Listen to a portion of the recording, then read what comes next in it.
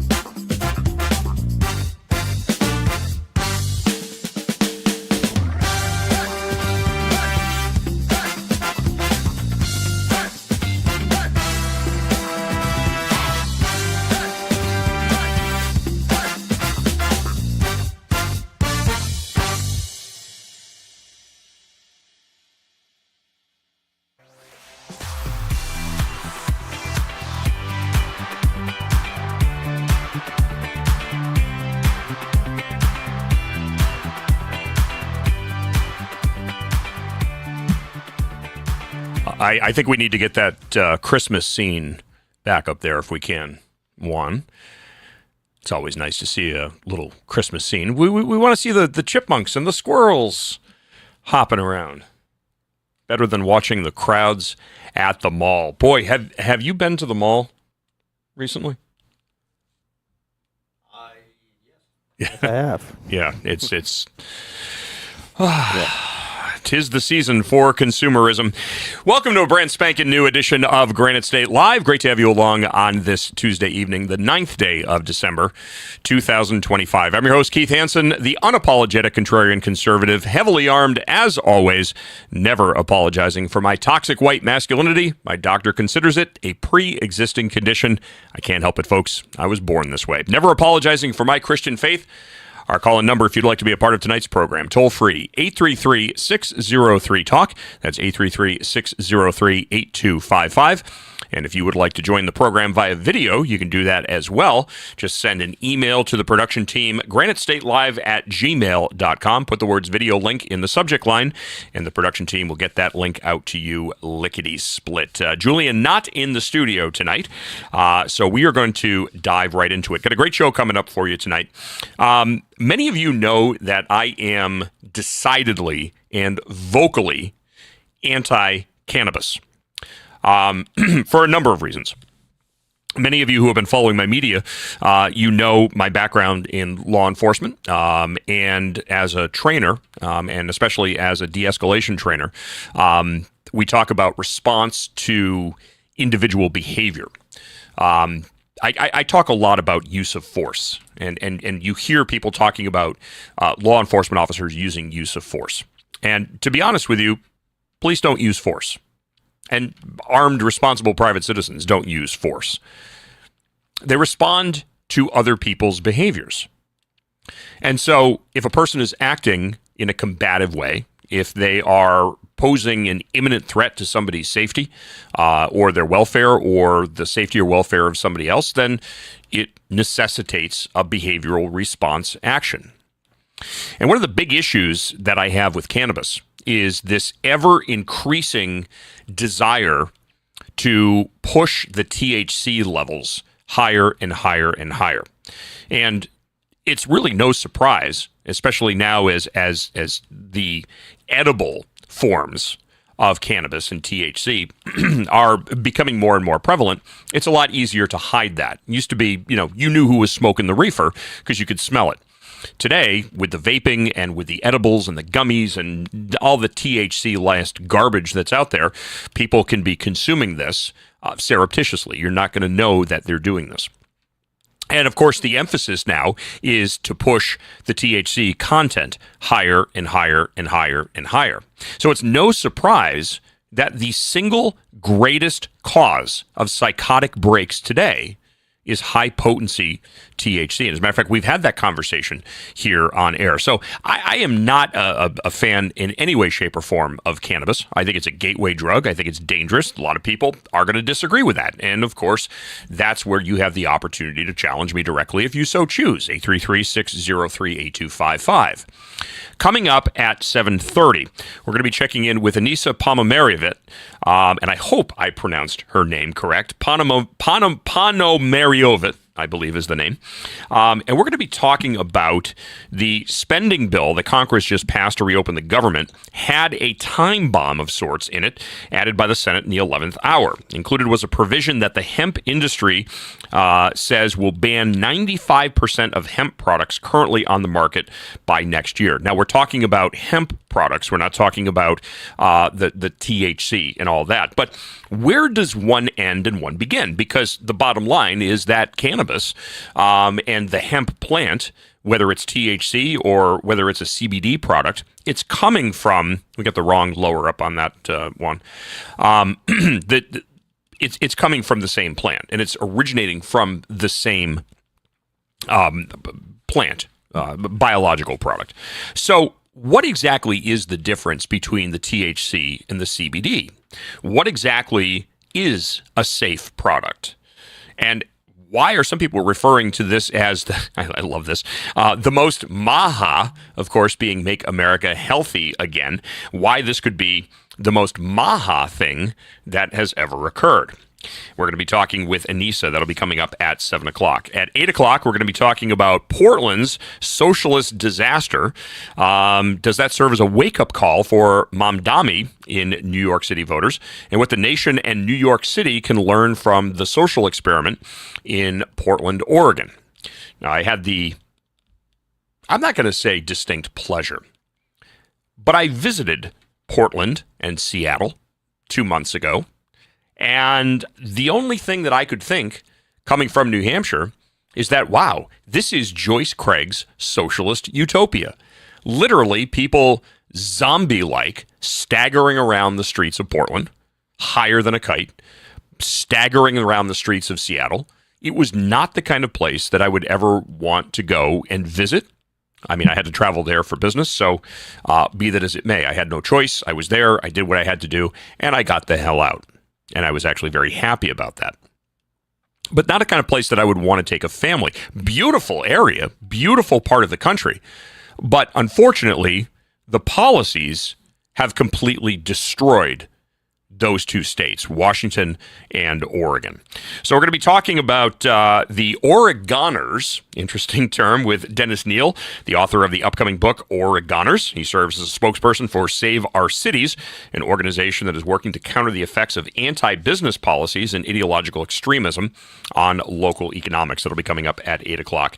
And then at 8:30, we're going to be talking about Zelensky nuking the peace deal with Russia. A headline on the Drudge Report now that Trump is siding with Russia in the Russia-Ukraine war. So we're going to have that conversation with Kenneth Abramowitz. He's the author of The Multi-Front War, Defending America from Political Islam, China, Russia, Pandemics, and Racial Strife. Basically, saving America from everything. That'll be coming up in the 8:30 segment. Talking about the I thought this was kind of interesting, and this is really an interesting seg into the 8 o'clock hour. Portland's socialist disaster serving as a wake-up call for the city of New York. Interesting article that came out today on New Hampshire Journal. Headline, High Costs Drive Bay Staters North. Oh, dear God in heaven. Will they mass up New Hampshire? This is an article from Michael Graham. Reading from the article, 1 in 3 Massachusetts residents tell Suffolk University pollsters they've considered moving out of the Bay State due to the high cost of living. And according to the U.S. Census Bureau, the number one destination for Massachusetts residents making a move is... Care to take a guess? Yeah, right here. The question is whether or not northward migration from tax-high deep blue Massachusetts is good news for the Granite State, or will it mass up New Hampshire? I think we know the answer to that. Oh, and by the way, it's not just Bay State residents that are bailing. It's businesses bailing as well, too. This year, two major employers, Analogic and Syncor, announced that they are moving their corporate headquarters from Massachusetts to Salem, New Hampshire. That was a social media post from State Rep Joe Sweeney last week. Some people call that luck. It's not luck. It is the predictable result of years of smart policy, disciplined leadership, and a clear belief in free market principles. Now, this is a poll that came out in November. The Don't Mass Up New Hampshire slogan, that's a Kelly Ayotte slogan that she used. In the words of Michael Graham, to deliver a 9-point beatdown to Democrat Joyce Craig last year, even though Vice President Kamala Harris carried New Hampshire and Democrats. So this is the interesting topic here. And we talk about this a lot, and you've heard me joke about it, and you've heard the expression as well. There's a lot of truth told in jest. So I'm going to lean on that for a moment. The number of Massachusetts residents that have moved to New Hampshire, and specifically during the, I hate to use the word pandemic, the plandemic, that whole COVID nightmare, 2020, 2021. You had people that were leaving New York State, primarily down around Manhattan and Long Island. You had people from Connecticut. You had the Massachusetts people that were moving up here because of the restrictions. They look at New Hampshire and they say New Hampshire is a free state. I'm not talking about it in the context of the Free Staters and the Porcupine movement and all that hullabaloo. We're just talking about the quality of life. And you have to understand something. And I think a lot of people watching this program do. A lot of people who are familiar with Granite Grok and who are watching Granite Grok, you are familiar with this. I think the people who read New Hampshire Journal, by and large, are familiar with this. But we're talking about the uneducated masses. And when I say uneducated, of course, I mean the politically still asleep. The people who don't quite understand the synergy and the connection between politics and your quality of life. And I think a lot of people, by and large, don't want to get involved in politics. They don't like it. They don't want to deal with it. But at some point, there comes a time when you have to get involved. You have to. There's no choice. Your quality of life depends on it. I moved to New Hampshire in 2015, and I moved from Florida. Why? I don't know, especially when the temperatures are in the single digits. It kind of makes me wonder, what the hell was I thinking? But when I moved to New Hampshire, it was not a significant, and that was by choice, and it was only for a year. I'm just going to give it a year, and then I'm going to go back to Florida. And then 1 year became two became three, and so now it's been 10 years that I've been in the Granite State. And with the exception of climate, there has not been a significant change in my quality of life. I have to be honest. I was having a conversation with a good friend tonight who thankfully bailed me out of my car ran out of gas because I have a hybrid. Yeah, I know, I have a hybrid. So to Dave, I appreciate your assistance. But Dave was, we were talking about it after he managed to get me back on the road. And he said, is there any place that you wouldn't move? And I said, I wouldn't move to Massachusetts. Dave, of course, has his business in Massachusetts, but lives in New Hampshire. I would not move to Massachusetts. I don't care how much the salary was. I don't care what the benefits would be. I would never move to Massachusetts. I left Mass for a reason, and I have no intention of ever going back. I have no intention of ever moving to a place like Connecticut or New York. Would I go back to Florida? I would consider it. But there are certain things that I'm looking for in a state that I would call home. Number one, low crime. I don't want to have to deal with a lot of crime. I want to feel safe in my home. I want to feel safe in my community. I want to feel safe when I go to the grocery store. By and large, the area of Florida that I happen to live in, that was a pretty safe area. The area of New Hampshire that I'm in, absolutely safe. Do I carry everywhere I go? Absolutely. It's just my personal rule. Cell phone, wallet, keys, Glock. It's just how it works. Taxes. That's a big thing. Now, as a property owner, I'm absolutely disgusted by the property taxes, but it's a trade-off, right? Because we don't have sales tax, we don't have an income tax here in the state, so it's a trade-off. What you would pay in a sales tax or what you would pay in an income tax, okay, it's we don't have a lot of tolls. I mean, with the exception of the Hooksett tolls here, there, whatever the case may be, a buck here, maybe $2 there, whatever. Taxes low. It's a quality of life thing here. It's also the mindset and the direction that I see my state going. Now, Massachusetts blue, no question about it. And I don't see Massachusetts getting any better.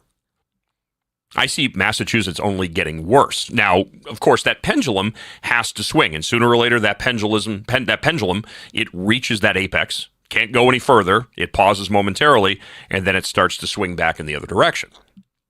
Now, whether or not the birthplace of the American Revolution can actually figure out the mistakes that it's made, pick itself up by the bootstraps, and start to make corrections, that remains to be seen.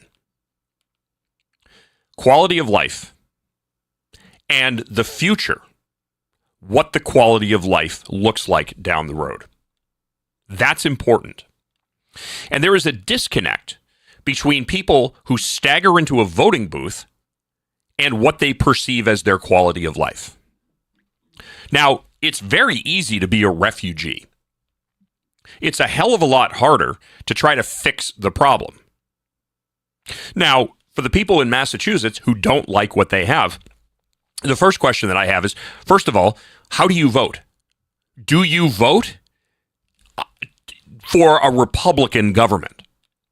Do you vote for a Democrat system? Are you pro-business? Are you pro-reduction of taxes? Are you pro-law enforcement? These are things that have an immediate and demonstrable impact on your quality of life. Do you understand how your vote affects your quality of life? And I would submit to you that not a lot of people do. Because they vote one way, and then they bitch and complain and moan because, well, my taxes are high. My property taxes are high. My gas prices are high. You've got illegal immigrants that are getting everything, and I get nothing. Okay, how did you vote? You can't vote for people and then turn around and excoriate them because they're not doing what it is that you want. If that is the case, then you're falling prey to one of the oldest games in the book. And you have to understand, politics is all about money. It is about power. It is about stature. It is not about helping you. It's one of the reasons why I am just anti every candidate that's out there today. I don't care if they're Democrat or Republican. It's one of the reasons why I despise Scott Brown the way that I do. It's the reason that I despise the majority of candidates. Because they're fake. They promise you something that they have no intention of delivering on. They want that political office because they want the money, they want the title, they want the respect, and they want the guarantee of a future for their posterity. It's an ego-driven business. And that's why I, for all intents and purposes, despise them all. But you have to understand the connection between how you vote and what your quality of life is. Now, I would submit to Massachusetts, if you don't like it, fix the problem. But don't come to New Hampshire and take a red state. We're getting audio feed. All right. Don't come to New Hampshire and then continue to vote in the same manner and for the same party that got you into the situation that you're in Massachusetts. Now, that's not to say that everybody in Massachusetts is bad. Of course, there are some people that are common sense. But when you look at the overwhelming majority of people in Massachusetts, they're Democrat. Now, we have to make the differentiation between a tribal Democrat and a person who is actually a Democrat. Big D, small d. I've gotten into this in my media before, so I'll give you a very brief explanation on this. Big D, you're a part of the system. Little d, you just identify. Big R, you're a part of the system. Little r, you're one of the people out there that are espousing the virtues of the Republican Party. And I've said before, many people, just because of the nature of tribalism, are Democrats because that's how their great-grandfather voted, and that's how their grandfather voted, and that's how their father voted. And so we've always been a Democrat family. We've always been a Republican family. So we're going to continue to vote in the same way. But this concept that the Democrat Party is making a positive change to society, that the Democrat Party has made any positive changes to the Commonwealth of Massachusetts, is an insidious concept. It is absolutely without a patina of credibility. So if you are coming across the border from Massachusetts into New Hampshire and you're voting blue, congratulations. It's only a matter of time before the Granite State becomes the very thing that you despised and tried to flee. Same thing in California. People leaving California, moving to places like Texas, moving to places like Florida. And what happens? They bring their voting habits with them. And you cannot take there and bring there here without here eventually becoming there. It's the simple law of distribution. So before, and if you are in Massachusetts watching this, if you are a Republican voter, if you're a common sense voter, and pro-law enforcement is important to you, low taxes important to you, a pro-positive business climate is important to you, if healthy schools, I'm not talking about public education systems that are merely regurgitation points for leftist talking points, take inventory of that. But think about how who you vote for impacts how your quality of life is. If you don't like it, then you have to look at the movers and the shakers and the policymakers that created the situation that you're in. If you simply screw up your own environment and then flee and then bring those voting habits to a new area, congratulations. You are a political parasite. You have infected a healthy area, you have mutated it, and now you're expanding into new fertile territory where you will do the same thing. So keep yourself and your leftist politics the hell out of New Hampshire. We don't want it. But if you recognize what makes New Hampshire special, if you recognize why New Hampshire is a free state and why people want to come here, and you are dedicated to doing your part to preserve the integrity of the live free or die state, then come on in. Oh, and by the way, if you're from Massachusetts, the left-hand lane is a passing lane. It is not your personal travel lane. That's the one thing that I would ask. Not your personal travel lane. It's a passing lane. I know we have to work on those things. Also, speed limits are here for a reason. It's not a 100-mile-an-hour raceway because you think that you're not going to be held accountable. But I digress.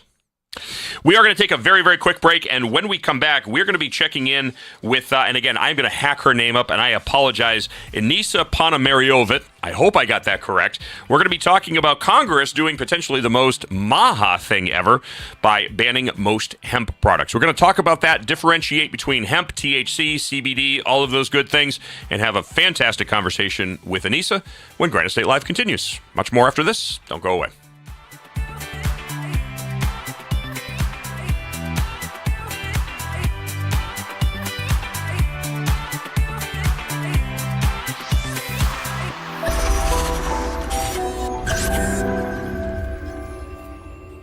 New Hampshire Republican Governor Kelly Ayotte has been making a lot of noise about how she's funding education.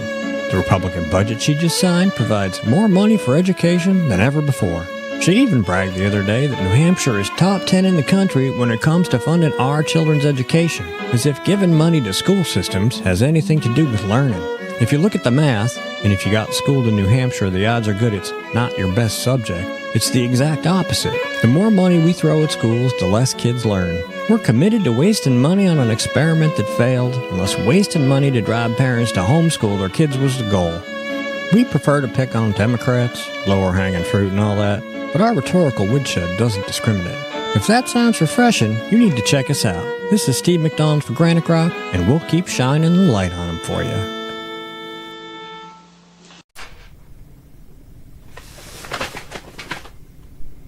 Unleashing your humble alpha is the key factor to unlocking profound leadership, unshakable confidence, clarity of purpose, and the quality of life you dream of. As combat veterans and military leaders Stephen Kuhn and Lane Ballone decode how you can master your life, conquer everything that stands in your way, improve your ability to cope with stress, and run toward greatness. You can find Unleash Your Humble Alpha on Amazon. This could be the moment we've been waiting for, the chance to feel alive. And I raise my hand to the sky, what a feeling, time to feel it. This is where it all begins.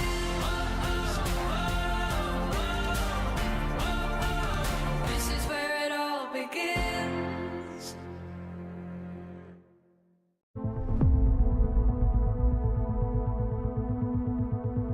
Hollywood has sold its soul with woke agendas, hypocritical elites, and a culture in ruins. But one man dares to fight back. Mike Holman, the world's greatest newsman, teams up with billionaire Pierce Polk. Armed with cutting-edge AI and unlimited grit, they infiltrate Tinseltown's underbelly, expose the rot, and launch an all-out assault on the media machine. Blockbusters, written by best-selling author Scott McKay.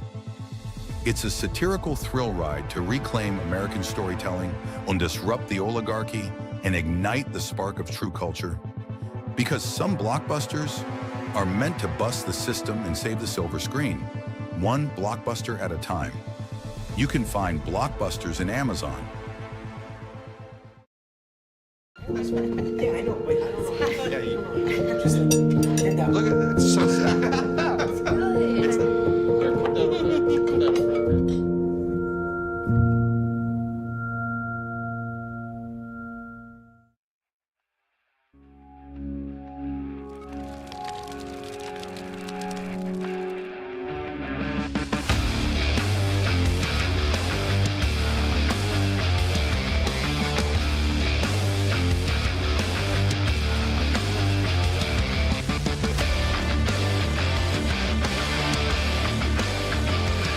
Welcome back to Granite State Live on this Tuesday evening, the 9th day of December 2025. Great to have you along on this chilly evening.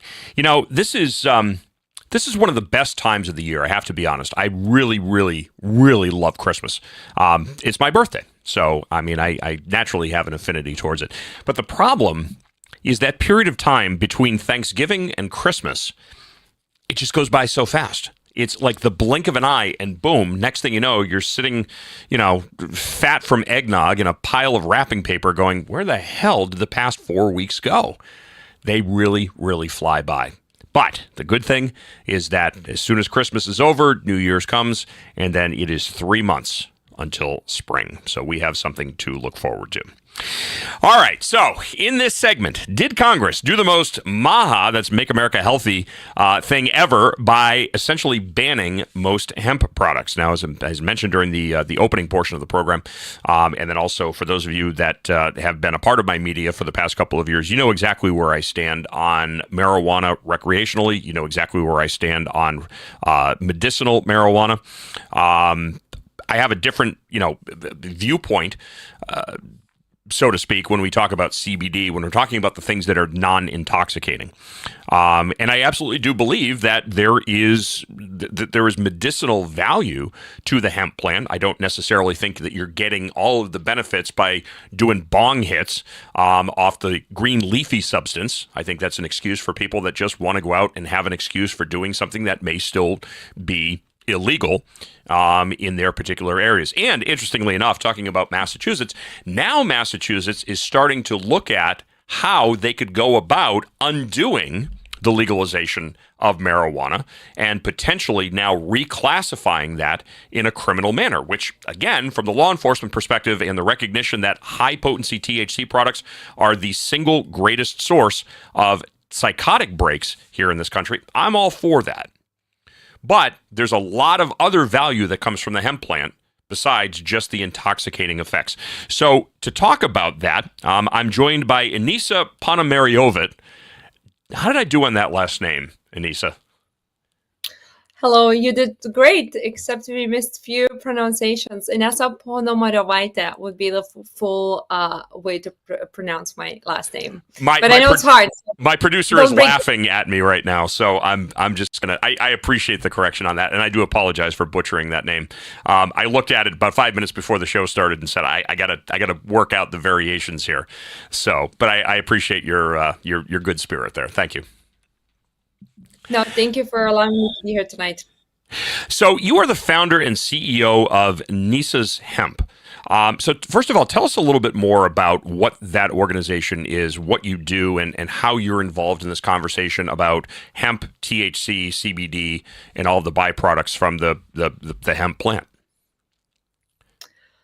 First of all, what's happening right now, it's been literally something I've been talking about and dreaming for about 7 years possibly now at the moment. And I'm coming from very much a healing background. So I do work with cancer people. I consult. I healed my mother from cancer. I actually healed myself from stage 1 ovarian cancer. So, and I helped many other people to feel better, right? So in that journey over the years, I actually discovered, or it was discovered for thousands of years, but I rediscovered for myself because the information is really not so much public until the President Trump just announced it a month ago, actually 2 months ago. Human body has this very magical system. It's called endocannabinoid system. And that's exactly what President Trump posted on his social accounts. And he said this endocannabinoid system is the magical system that the human body really depends on it for you to be healthy and manage pain, inflammation. So when we're talking about hemp, it's not about just being seeing the hemp as a health benefits. It's literally the essential to your body. But the problem that I had with this industry for all these years, and I really never even imagined that one day the day is gonna come. I was just ready to fight the industry for the rest of my life until, you know, what you just said, the Maho movement is gonna come in and just do the justice. So the cannabis itself really never existed in Mother Nature. I don't know who came up with all these ideas to genetically modify these plants and turn into these high levels of THC, intoxicate our country. And I'm talking about young kids, okay? I'm talking about people walking the brain dead on the street.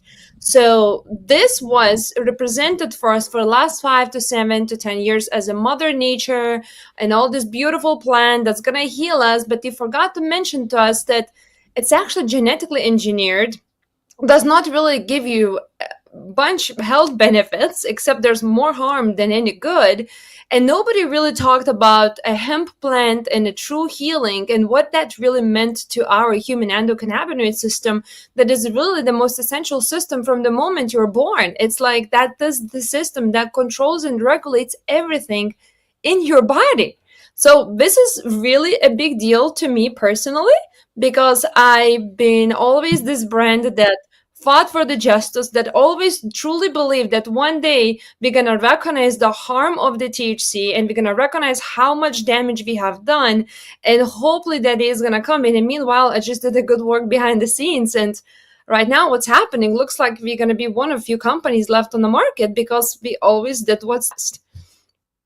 So let me ask you. Let's start off with the combination. So what the comparison, I should say, excuse me, between CBD and THC. Obviously, THC, delta-9 tetrahydrocannabinol, that is the intoxicating factor of marijuana. That's what people, when people are smoking dope or they're eating the edibles, that's what they're focusing on. And of course, the THC levels now are being inflated, especially in the vapes and the gummies and the edibles. They're pushing well above the 50% THC mark in a lot of these edibles. It's sky high, and that's creating the psychotic breaks, especially in a lot of the younger people. But the CBD, that does not have the intoxicating effects. So talk to us a little bit more about that, and what does this spending bill that Congress passed, how does it affect the THC industry, which is exploding, of course, and the CBD industry, which is more therapeutic than it is people just chasing the high?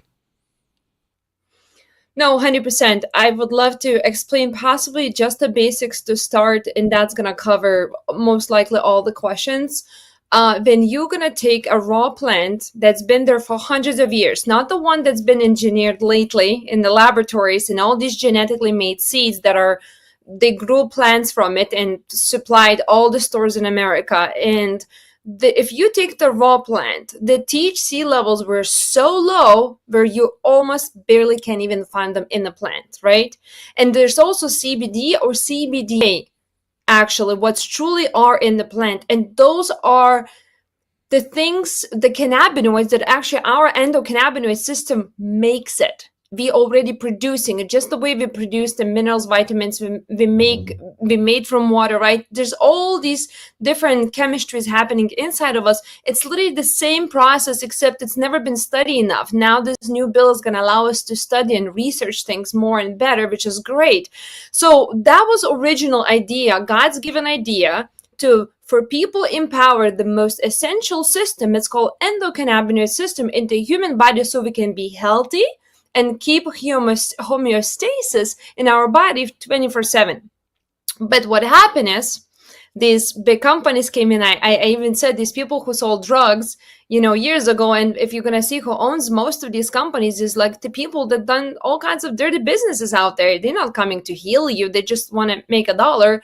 And they created this market, genetically engineered the seeds that never existed in Mother Nature, does not really have any true health benefits, and literally just brain dead all our nation in the last 5 to 10 years, So there is no THC, high levels of THC in the natural plant.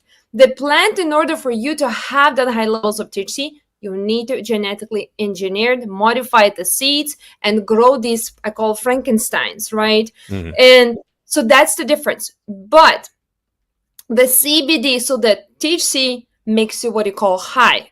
And there's multiple levels of THC. I personally been poisoned by 50% of THC. When I was doing investigations on the farming, and I was traveling around the country, I would walk into the farms and I would ask them to show me, don't tell me, because I was truly doing a real investigations on the farming industry, on the cannabis industries, to know the truth, not to listen to somebody on the podcast, but to know for myself. I literally give up the whole summer for that.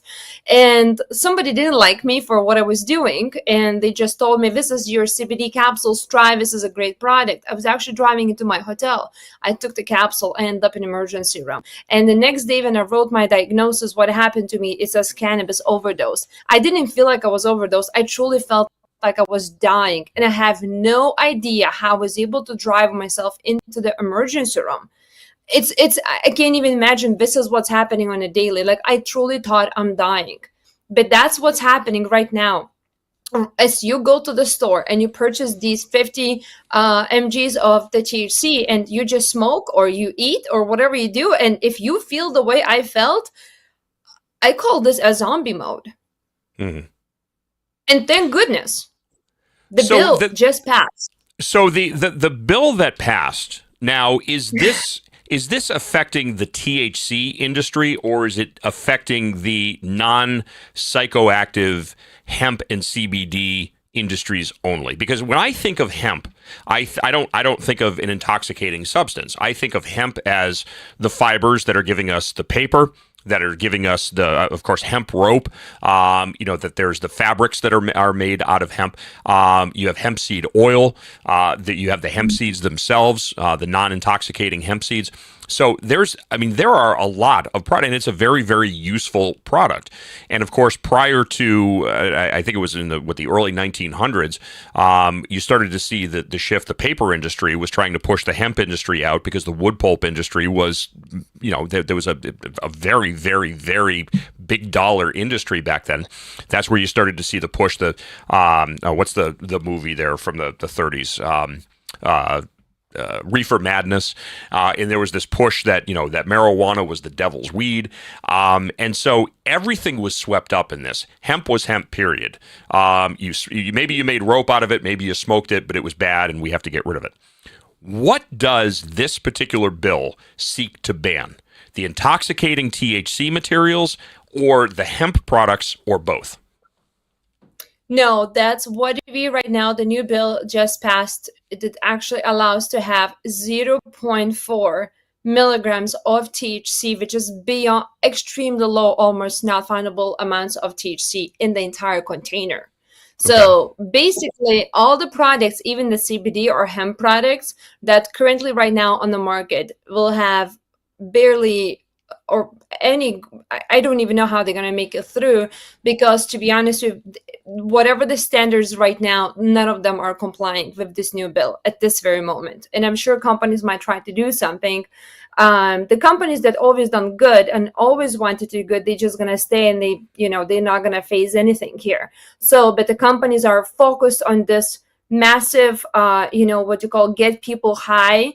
And keep in mind, the biggest thing, we have never had regulations for quality, which is hemp is known also as a soil cleaner. As we know, our soil is not clean. So if you want to grow hemp for medicinal purposes, even if there's no THC in it, then most likely your hemp, as you said, is being used for papers, been used for household, for building homes, actually breathable homes. There's no mold in it, right?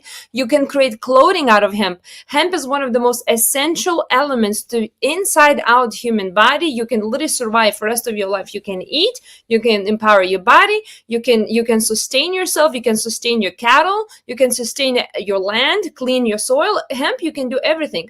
The problem is, we never had a clean product regulations. So we had always these THCs plus hemp is a soil cleaner, which is a great soil cleaner. It's full of toxins. The product's been sold under-labeled. The labels would never tell you exactly how much of THC is in it. Right now, it's a new law. They have to follow the law. People are going to go into jail for that, right?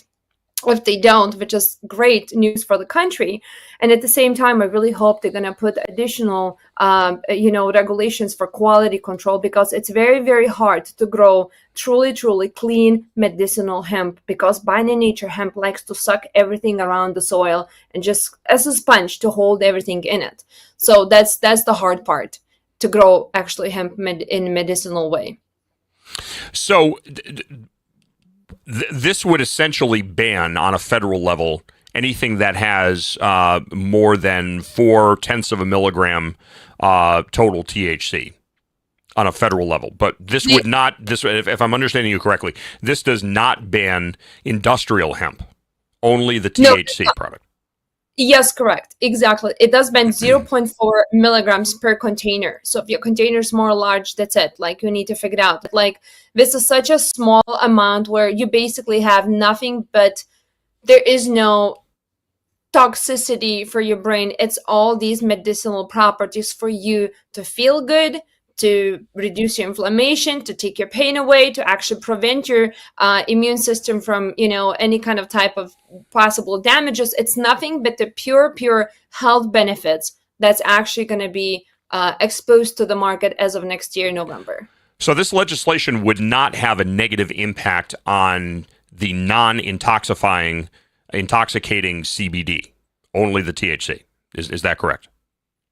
I truly believe the way they're doing it, they're truly trying to remove these major THC companies that never had regulations for anything, quality or labels or anything. And it's about time, and it's absolutely the right thing to do, because as I said, it causes brain dead. And yes, you're right. We're just going to keep on a happy, healthy, medicinal, not toxicated products that actually does nothing but good to your body. In fact, it's been proven scientifically worldwide. There's multiple Nobel Prize winners out there that is not just healthy for you, it's actually essential to you. So at Thanksgiving last week, we were having a conversation, a family member and I, and they are getting treatment at a local hospital. cancer survivor, and there's some pain issues, and so they are getting treated at a local hospital. There is a specific provision in the healthcare agreement that says if they are using this family member, if this family and they are actually subject to random screens. If they are using a CBD product or a THC product, that they will immediately be released from the care of this hospital. And my first thing is, okay, that would make sense because the hospital doesn't want anything competing with the medical industry and the pharmaceutical industry that the hospital embraces. That's what they do. It's doctors and drugs, doctors and drugs. So if a person is seeking a healthy treatment, if they're seeking a more natural approach to it, in the case of CBD, that would seem like to me like that would be a patient choice. They are expressly prohibited from seeking any type of CBD or THC therapy as a part of this program that they're in. What are your thoughts on that, and what would motivate that?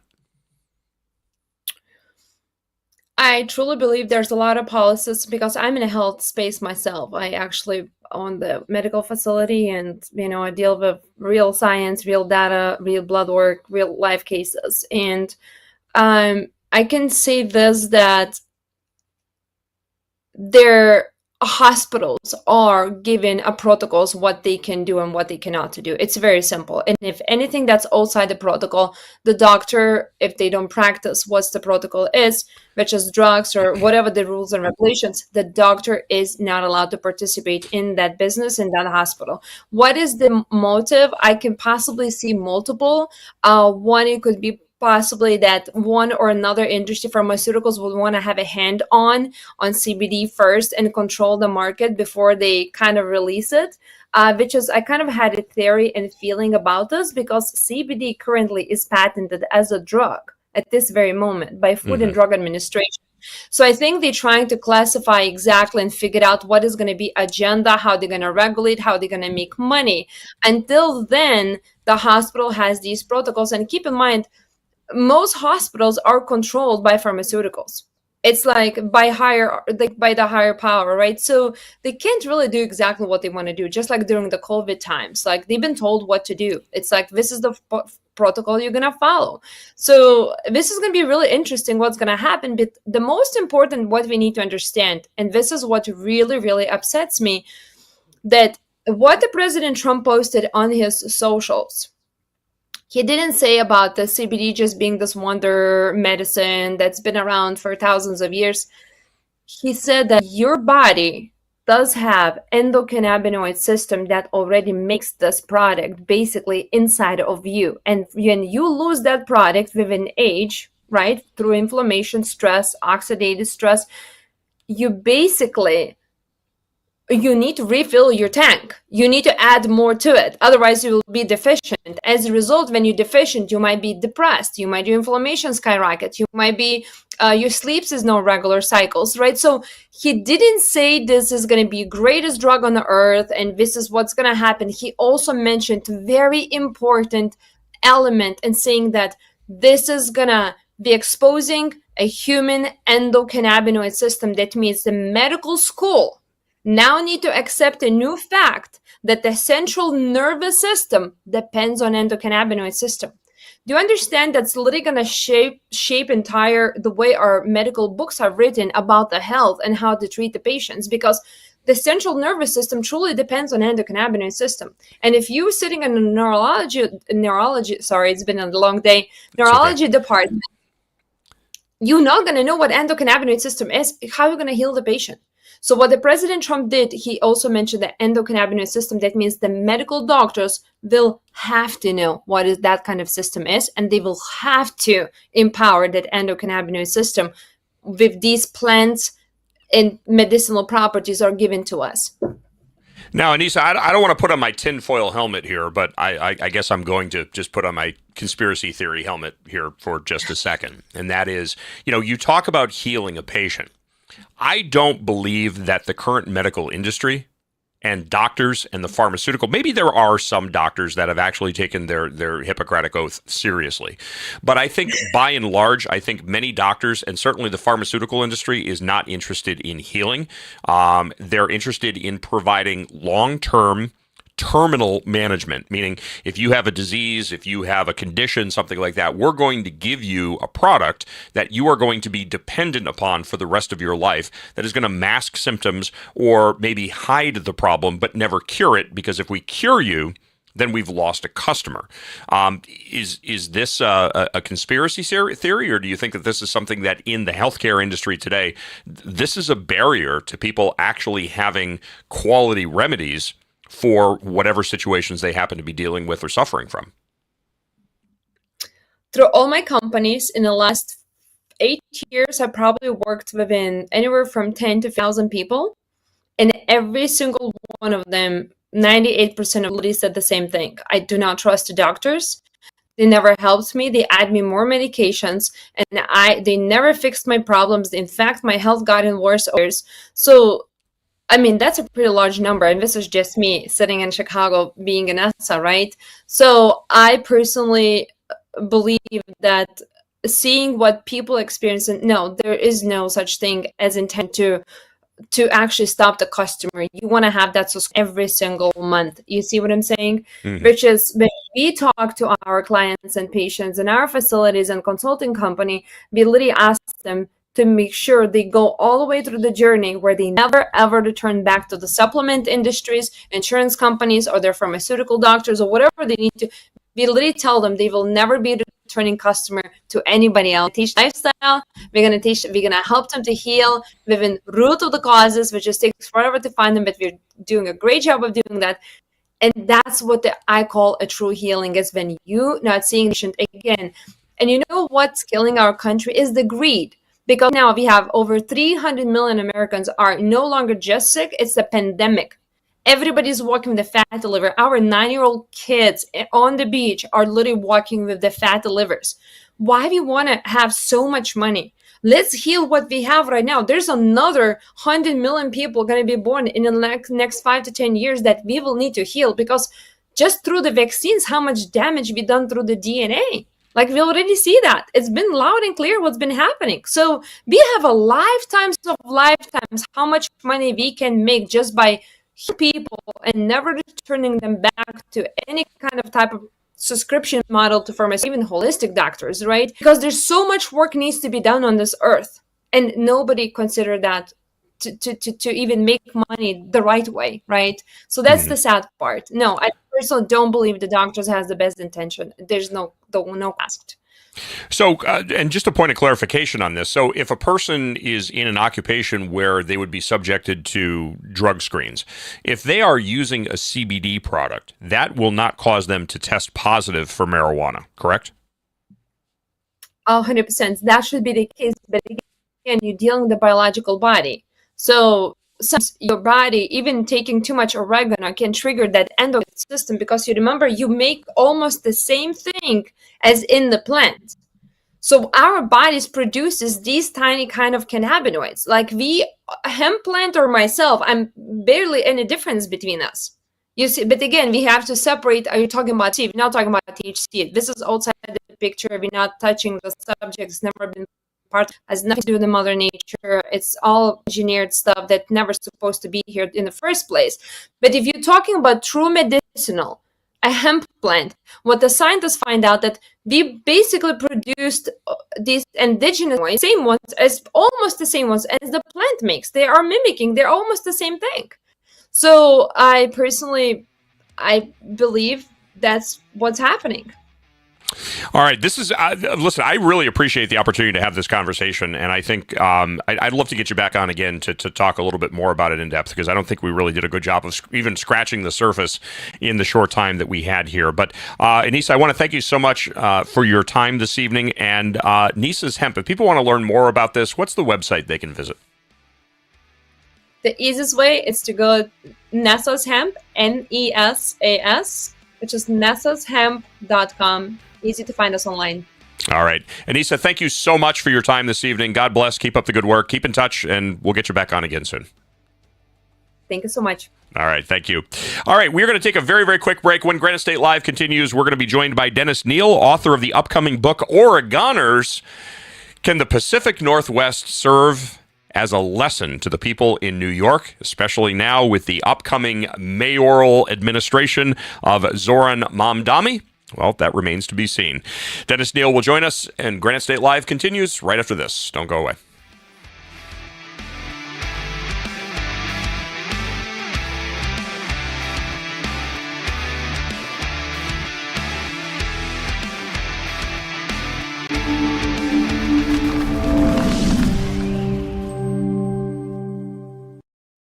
United We Stand. A Marine's Fight, written by Marine Corps veteran Julian Eschyard. This book examines the deepening fractures in our nation, political division, government overreach, and a fading sense of shared responsibility, and offers a battle-tested path forward. A Marine's Fight is a bold and urgent call to action for every American who believes in the founding ideals of our republic. United We Stand. A Marine's Fight can be purchased on Amazon. I'm Chris Jakimick. I served in the United States Air Force and I deployed 3 times. So in 2017, I was serving as an Air Force First Sergeant. Our motto in that role is my job is people, everyone is my business. But unfortunately in that year, I would lose my own brother, Lance Corporal Adam Jakimick, to suicide. The majority of veteran suicides are from guns. I store my weapons securely, not only for myself, but for my family. My service never stops.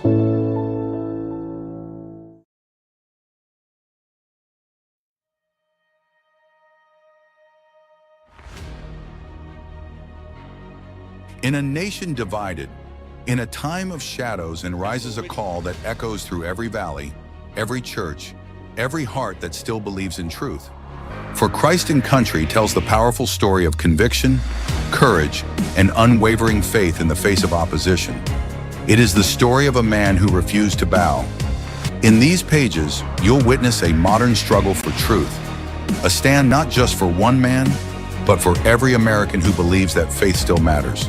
From author Drew Thomas Allen comes a stirring tribute to courage, sacrifice, and the unshakable hope found in Christ. This is the time. This is the fight. This is the story of a nation worth saving, for Christ and for country.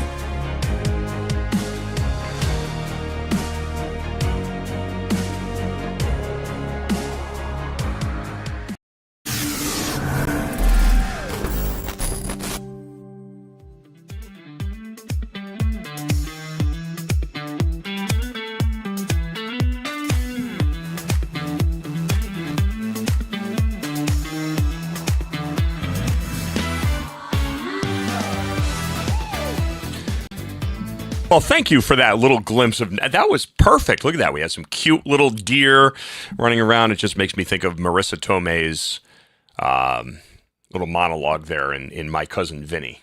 You remember that? You should pull that up and play that one if you can find that clip, because that's definitely a favorite. All right, welcome back to Granite State Live on this Tuesday. Actually, it's the top of the hour, so we'll go through and we'll do the introduction all over again. Welcome to a brand spanking new edition of Granite State Live. Great to have you along on this Tuesday evening, the 9th day of December 2025. I'm your host, Keith Hansen, the unapologetic contrarian conservative, never apologizing for my toxic white masculinity. Can't help it, kids. I was born this way. Never apologizing for always being heavily armed as well, too, and never apologizing for my Christian faith. Our call-in number, if you would like to be a part of tonight's program, make that nice and easy for you, 833-603-8255. That's 833-603-TALK. And if you would like to join the program via video, you can do that as well, too. GraniteStateLive@gmail.com. That's GraniteStateLive@gmail.com. Put the words video link in the subject line, and the production team will get that link out to you lickety-split. All right, so this is going to be a good conversation because I had some personal experience with this. I was out traveling to the Pacific Northwest, specifically Seattle. I was in Seattle, I was in Portland, and one other town. I don't remember exactly where it was. It was in Oregon. The name escapes me at this point in time. But anyway, I was out there for 5 days, and I got to be honest with you. If I never go back there, I would be okay with that. It's a beautiful area, and I think it would be a really, really nice area to be in if it wasn't for the fact that I was constantly looking over my shoulder, wondering whether or not I was going to have to literally pop some drug-saddled zombie who was walking through the streets. This is the socialist utopia. All right. All cops are bastards. All cops are banned. There's like no police officers anywhere. You have mobile drug vans. And I'm not kidding you about this. We were at a red light, and there was a Toyota 4Runner that had wood paneling where the windows should be. And there was a ventilation, little ventilation fan that was in the back. So I wound up asking somebody, I said, what? And I noticed there were a bunch of these vehicles that were all over the place, and there were barcodes on them. So if you scan the barcode, it would go to somebody's Venmo account. And so I was asking, well, what is this? It's a mobile meth smoking lab. You can walk in there, you can scan it, you can pay your $25, you get your hit of crystal meth, and you can go into the back and you can smoke it. And it's legal. And if you want to shoot up drugs, it's legal. I mean, we're not talking about people smoking dope in a back alley. We're talking about people that are using hard drugs, methamphetamine, heroin, presumably smoking crack. I mean, I'm assuming people probably aren't blowing lines of coke, in the middle of the town green. They're probably doing that in the bathrooms of the concert halls and everything else. But this is hardcore drug use. And you would want to bring your children to the downtown area. You would want to go to a movie theater. You'd want to go to a show. You'd want to go to a Christmas tree lighting when you literally have drugged out zombies staggering around, wondering whether or not you're going to become potentially the victim of somebody's psychotic break, that you're going to potentially become the subject of an armed robbery because, hey, you know what? You can buy your drugs anywhere. Let's just go get more money and get more drugs. It's a beautiful area, but in the same breath, it's literally hell on earth. People travel to these areas because they know they can do what they want, when they want, and there are virtually no consequences. The once great city of New York, turning into a Seattle, turning into a Portland, turning into a drug and crime-infested hellhole that people can't wait to get out of. And instead of looking at, and I hate to use the word progress, I'm going to use it in the correct term, the progress that critically thinking politicians have made, reducing crime, reducing the negative impacts of a progressive agenda, having businesses flourishing, having people be successful and thrive, having families out, being able to go and do things that families would normally do, like go to a Christmas tree lighting or maybe ice skate in a public area.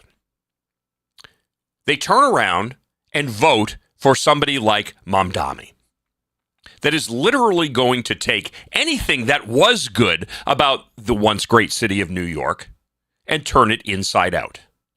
Because again, I challenge you, 833-603-8255, tell me one thing that progressive Democrats have actually latched their little grimy hands onto and improved. We can give you a laundry list of things that they've gotten a hold of and have utterly destroyed.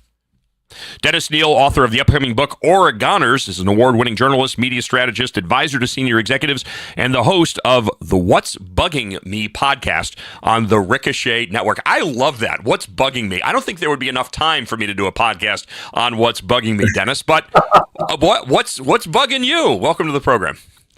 It's so good to see you. And Keith, I feel like we got to say, and now that'll do it for Dennis. We'll be right back because you just stepped on every line I had. That was absolutely eloquent, and you're blowing me off the stage here. Never show up your guests, sir. I appreciate your time. Thanks for being here. I'm talking to you now from my hotel room near the convention center near downtown Portland. I went to a big 23rd annual leadership conference yesterday. And I saw the governor give her speech and her outlook. She's already running for re-election. Everyone expects her to win. I saw the mayor give his outlook, in which he dropped this little bomb. Foot traffic is off 50% from pre-COVID downtown.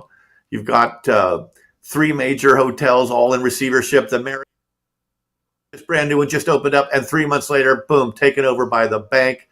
You've got all kinds of these these problems. And yet the leaders of Oregon and Portland, they aren't scared enough yet. They're in denial. It's such a beautiful state and city in so many ways. And in the 2010s, they were growing like gangbusters. They could do no wrong.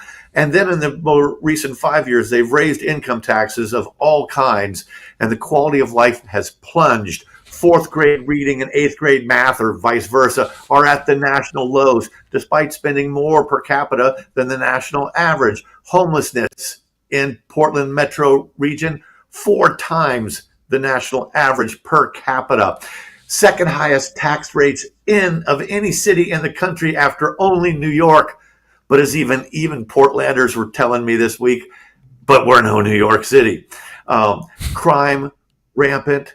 I interviewed a lawyer, beautiful person. She's downtown for 20 years, attacked a year ago by a homeless drug abuser. She screams for help. 2 sheriff's deputies from the county.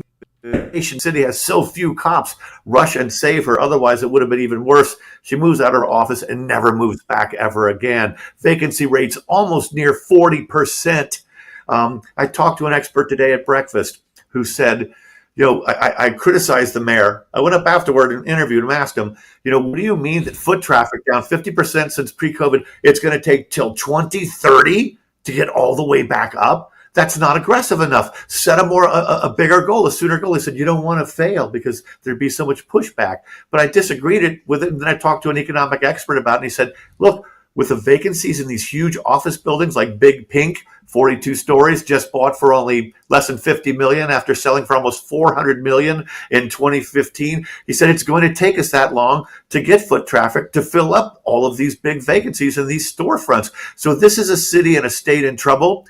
And yet the leaders are simply not scared enough. There's a new poll that shows 67% of registered voters in Oregon agree with the statement that we're on the seriously wrong track. 67%. So when you talk about the fourfold increase in homelessness, is it because of the policies that are driving people out of their homes? Or is it for the reason that I alluded to earlier, which is people are looking at this and saying, hey, listen, I want to go get blasted out of my gourd. I'm going to go to Seattle. I'm going to go to Portland because they're going to put up with the types of garbage that I can't get away with in my own state. So I'm going to make the drug pilgrimage to the Pacific Northwest. Well, okay, so a couple things on that. Let me unfold a few things. Okay, so homelessness, it's 4 times the national average per capita. It's up 60% in 2 years. And, I came here 2 weeks ago and now I'm back visiting again. And the first day here, 2 weeks ago, I go with a driver. He's got his own business. In the early 2000s, he himself was homeless and addicted to opioids for 4 years.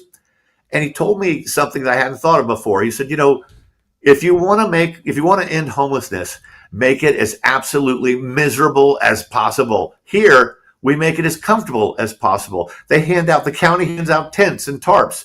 Camp almost anywhere you want. A Supreme Court ruling says so. And then the state legislature passes a law making it even easier to have those home encampments. And so they camp in front of businesses and they camp on highway underpasses and just about anywhere. Open air drug markets. I mean, all of these things come around and you start in what one expert here, Mike Wilkerson, calls a doom loop. Now you've got $1 billion a year, Keith, in income. High earners, highest performers, who are the highest tax, leaving, which means that tax revenues go down, which means services go down. The problem, they say, is that taxes are super high, but services are terrible. The cops take more than 20 minutes to respond to a violent 911 call.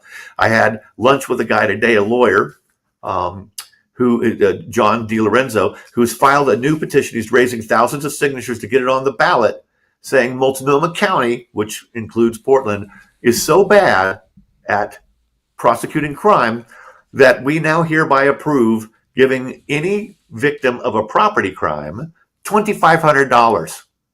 And he's doing that to force the county, because insurance won't pay that. The county budget would have to pay that. And he wants to almost extort them into enforcing the law and arresting people and having enough jail space to keep people in jail. It's that bad. And yet safety is one of the most basic things you need to have good quality of life. They don't feel like they have it in Portland. But I in talking to people in both Washington State and in Oregon, you have people who are concerned that if they were in a position where they had to use some manner of force to defend themselves, defend a family member, or defend their property, defend their businesses, that they would be concerned that the person who initiated the use of force wouldn't be prosecuted. They would be prosecuted for using force, because you're going to have a leftist judicial system that's going to look at them and say, how dare you use force against this person who was stealing from you because they had to feed themselves, or perhaps their drug habit. Right. I had a homeless expert, Kevin Dahlgren. He worked for homeless agencies for years. Then he kind of broke from it. He said, this is a homeless industrial complex. They have a profit motive. They're not going to solve a problem if it puts their own organization out of business. And he talked exactly about this kind of thing. He said, the homeless are viewed as these incredibly honorable victims of capitalism, when instead they're victims of their own choices. He estimates 90% of the homeless are drug addicted. 70% he estimates, and he's out every day posting videos on X under Kevin Dahlgren. 70% he estimates are mentally ill, which is why they end up getting on drugs. He tells me that homeless people who move to the city, because it is such great benefits, 1 out of every 6 people are on SNAP here, including, by one estimate I heard, 25% single men, able-bodied, versus 1 out of 8 people nationwide. This place is the 16th, I believe, one of the 16th richest state, yet is like one of the top few states in SNAP assistance. So people come here, outsiders, 25% of homeless. Another estimate is that from outsiders, they come here for the good conditions, but then the homeless people won't take them in unless they get on drugs too, because otherwise I'll be unfortunate. And so this expert, Kevin, insisted that there are people who come here and then get on drugs. This morning I was in an Apple store, and I talked to this loopy-looking, interesting, young blonde woman, 39 years old. She's wearing all black tights, some big kind of scarf, and she looks like an artist or something, and these hot pink knit hot pants over the tights, and she's just there hanging in the Apple store. And she tells me she used to work there, and she's on the streets now and homeless, insists that she's not on any kind of drugs. But her life fell apart, and she's working on putting it back together. So homelessness is everywhere. And when I walked around downtown, when I first moved to New York in the early 80s, it was scary. I flew up to New York my first time, Keith, for a job interview with the Wall Street Journal the next morning, and I was almost mugged in the airport. It was that bad. And so you were vigilant or in fear walking around the early 80s. Then came 4 terms of Republican mayors in a row, Giuliani, Bloomberg, and you weren't afraid anymore. But in the past few years, yes, I get that feeling again. I won't stand near the tracks of the subway. There's been something like 13 murders, as many murders on the subway in 2 years as in the previous 10 or 15 years. I looked up the facts, the stats at one point. And so that you are walking around in a little bit of fear right now. You don't, okay? But I'm not a tough guy like you. I don't walk around wondering who I'm going to have to mess up or shoot. I walk around making sure who I can avoid getting beat up by, frankly. And it weighs on you, right? Mm-hmm. Well, and I don't think it's a situation of being a tough guy. I mean, I'm career law enforcement, so I kind of look at the world in a different perspective. But for me, it's I'm vigilant. I practice what I preach, which is situational awareness. When I'm in a restaurant, when I'm in a public place, when I'm in a parking lot, it's not paranoia. It's just I'm doing a threat analysis on the people in my environment. Yeah. And I have absolutely no problem. I mean, if somebody comes up and tries to rob or assault me or my wife or somebody that happens to be in my, I will shoot you. I have no problem with that. And it can be justified, because I'm not about to press the trigger on somebody who I couldn't justify taking that action. But there are areas where, you open the program up talking about Massachusetts and this influx into New Hampshire, the Granite State, of people from Massachusetts. You don't want to use force to protect yourself as a law-abiding citizen in Massachusetts, because they will lock you up and throw away the key. Same thing in New York, same thing in New Jersey, same thing in Chicago, same thing in California, same thing. Wow. I'm mentioning all of the areas that have really, really, really high crime, and also have the laws that punish law-abiding citizens. So what do? You flee. You get out.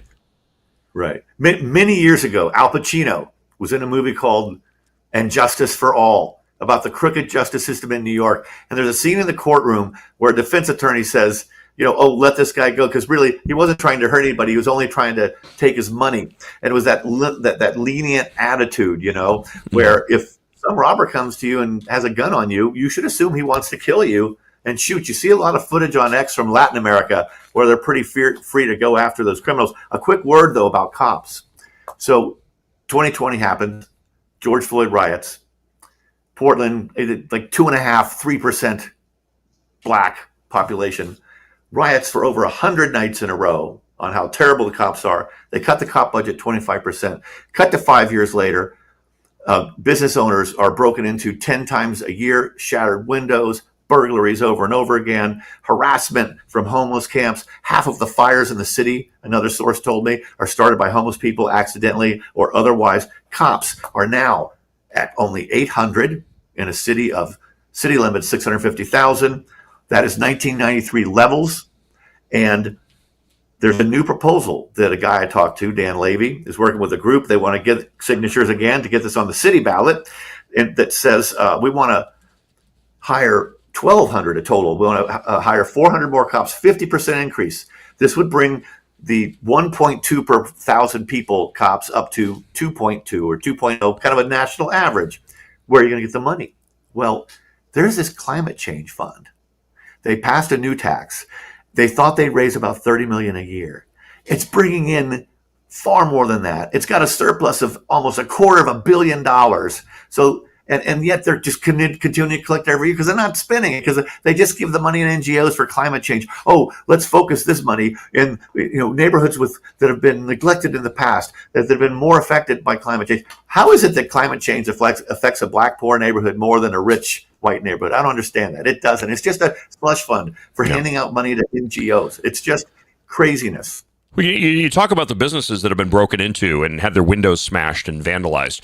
I remember a scene from the 1992 LA riots where you had entire neighborhoods that were burning, and there was this one store that remained standing. And on the top of that building, on the roof of that building, stood a Korean man with, I believe it was an AK-47, might have been an AR-15, I don't know. He was armed. And you know what? Nobody screwed with that guy's business. And I for one think that's fantastic. If your business is being vandalized, if your business is being broken into, then show force. Sooner or later, and this is the thing, whether it's progressive politicians or criminals. And I've said this so many times, Dennis, on my media. Criminals and bullies and thugs and tyrants, they only respect one thing: force. So give it to them. Give it to them, because they look for the weak. They look for people that they can take down. They look for people that they can intimidate. So show them that you're not, Bernie Getz did it. And it was amazing. Yeah. The only thing that Bernie Getz got charged with was actually convicted of, was unlawful possession of a firearm. Here's a guy that was getting his ass kicked on a regular basis in the subways in New York, and he said, enough is enough. And he went out and he got himself a firearm, and he shot the bastards. I am all for that. Yeah. I've been in New York 40 years. I remember that happening. I actually knew a friend who lived in Bernie Getz's building. And, when she would get on the elevator with him, she'd kind of say, hey, I'm just going to push the button here. Are we okay? Are we okay? To make sure he's not going to get upset. Yeah. But I agree with you on a lot of that. I like the Florida stand your ground law, because at some point, and even without armed and without danger, at some point you have to stand up and fight back and be heard. And one problem is the silent majority of this country and the conservatives, some of them, they don't do that enough. And in Portland and Oregon, if you dare break the dogma, the Democrat, incredibly uber liberal dogma here, and dare speak up, they retaliate like crazy. Amy Nichols owns the Cheerful Tortoise and the Cheerful Bullpen, two sports bars that have been here for 75 plus years. And she goes on Fox Business to talk about problems downtown and homelessness and crime. And instantly, half a dozen complaints on Yelp and to the health department, insisting they got food poisoning, and the health department sends in an inspector, and the liquor board sends in an inspector, and the lotto people send in an inspector for her poker machines. And it's just harassment because she dared speak up and complain. There's a conspiracy of silence here. And it's pointed out to me, one lawyer I talked to, the business community, she says, are just a bunch of wimps. They're afraid to stand up and fight back. And another guy said they have traded acquiescence, the business community has, for access. They're happy to be at the table, even though they are on the menu. And business just keeps taking it in the neck. But at this leadership conference yesterday, there's new hope among business leaders and others that maybe the elected class are beginning to get it, and they realize that they're headed toward a crisis if they don't do something to change their ways. Only problem is, Mayor Wilson, I believe it is, Keith Wilson, I was in a session with him, and I went up and asked him a question afterward. And among the reforms they're talking about, he says, a fair tax structure. But someone asked, like what? And they don't say the one thing they should be saying: tax cuts. Cut your taxes. You've overdone it. It's 13.9%, I think the figure is, in city income taxes of various kinds, tacked on top of the state's 9.9% tax level. Now that's on top of federal. It's simply crushing in its weight. And they passed 3 new taxes in the past few years on income, not on kind of just a fee or something, but an extra on top, one for climate change, another for homeless, and another for preschool for all. They wanted every kid to be able to attend free pre-kindergarten, by golly. And so we're going to pass an extra tax, I think it's less than a 1%, on only people who earn $250,000 a year or more. But guess what? You people who earn that much, you can't send your kids to the free preschool that you're having to pay for. So they thought they'd have 30,000, I think, or 40,000 kids signed up the first couple of years. It's now more than a year later. They got 2,200 children. They don't have the infrastructure to teach every single child. You mentioned the homeless tax. What is the homeless tax? Right. I think that this is a corporate activity tax. So it's an additional percentage or 2 point on top of any company with more than $1 million in revenue. And the thing is, when you're a retailer, your margins are very thin. So when you suddenly take a 4 point or 5 point margin, if you're lucky to have it, and suddenly an extra point or 2 is being taken away, that's like 40% of your profit, really. And so it's just devastating. And it's why big companies are leaving. Intel has slashed 7,000 jobs, even as it expands in Phoenix. Columbia Sportswear, founded by billionaire Tim Boyle. He's said to be one of 3 or 4 billionaires. That's all in all of Oregon. He moved a brand, one of his brands, kind of out of the city and moved the headquarters elsewhere. And here's the weird thing. In Clark County, it's like 15 or 20 minutes away, okay, right over the line. Clark County is Washington. They've totally recovered their foot traffic downtown from COVID. They've totally recovered their job base. And so it's a neighboring city, neighboring county, and yet it's doing so much better. So you can't just blame the place where you are. This is because of your policies. And I had a Democrat operative. He's considered to be, another guy told me, the best political advisor Democrat in the state, Kevin Looper. And he takes a lot of credit, and they say he should, for helping the state become a supermajority Democrat state in both houses. And he told me at lunch last time I was here, the problem is, Dennis, I realize that, if we don't have a loyal opposition or even a disloyal opposition, if we're just in control of everything, you don't have any diversity of ideas. You don't have any accountability. And another guy told me this yesterday at the conference. Every entity in the world judges its actions and what it's doing by its results, except government. In a government, and especially here, there's no accountability. It's not judged based on results. It's just judged based on whether we keep getting elected. And when the Democrats are so dominant that they keep getting reelected, there's never going to be accountability for how much government is screwing up. So, I just kind of a breaking news story here. Democrat Eileen Higgins just won the Miami mayoral race. I mean, this is sure this is going to be seen as, oh, here comes the anti-Trump wave. Oh my gosh, they're going to lose the midterms. But I just remind you, please, let's go back to the midterms of 2022, where Vanity Fair described that red trickle, how terrible it was, and Trump has been kneed in the groin. He's been over and coughing up blood, is the way they described him. Trump was done. The midterms of 2022 were so bad. So I don't count him out. I mean, not this is afraid. as of right now. I mean, the spreads are pretty interesting. Eileen Higgins, 59.4%. Emilio Gonzalez, the Republican challenger, for an incumbent, 40.6.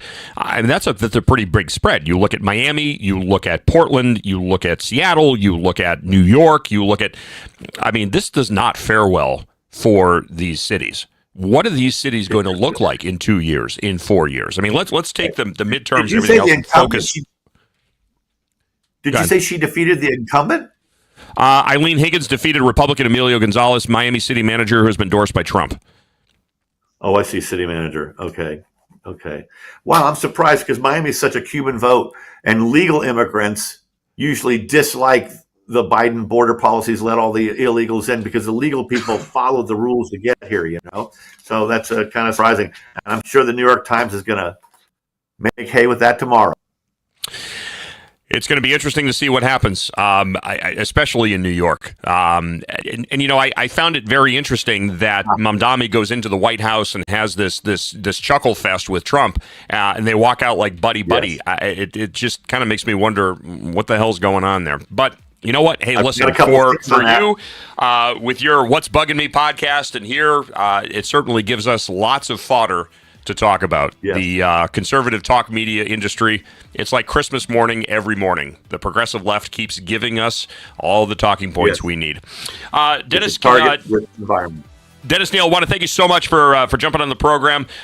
Be sure to check out the book Oregoners, and also check out the podcast What's Bugging Me. I know I'm going to check that out as well too. So thank you so much for your time. Thanks so much, man. Have a great night. We're going to take a very, very quick break. When we come back, we're going to check in with Kenneth Abramowitz, author of The Multi-Front War, Defending America from Political Islam, China, Russia, Pandemics, and Racial Strife. Basically, protecting America from everything. We're going to be talking about Zelensky nuking the peace deal with Russia. Headline on the Drudge Report now that Trump and...